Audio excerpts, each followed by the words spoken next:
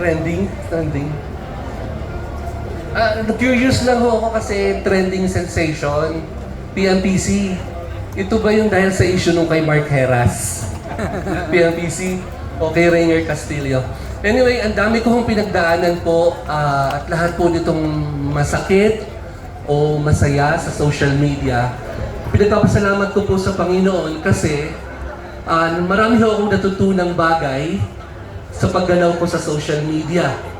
Napakahirap pong magsimula kasi ho, nakikiusap po ako na makipag-collab ako bilang nagsisimula pa lang ako.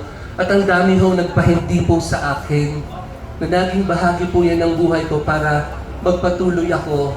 At ngayon ho ay napansin po ako sa social media. Siguro ito marahil yung escalator na namimigay ako ng cash at saka sa elevator. At saka maraming salamat po sa PMPC. Thank you so much sa pagtatanggol sa akin every time na may mga publicities na alam yung katotohanan. At thank you so much to my Star Music family, kay Roxy and Jonathan Manalo, sa lahat ng projects na nakaline up for me. To my Stars Artist Circle family, sa bago kong manager kay Rams David, maraming salamat. At sa iyo, Panginoon, thank you so much po sa inyong pagmamahal sa akin, sa paggabay sa akin. Maraming salamat. Congratulations po ulit. And now, we honor an institution na nagbigay ng outstanding service at solution sa telecommunications.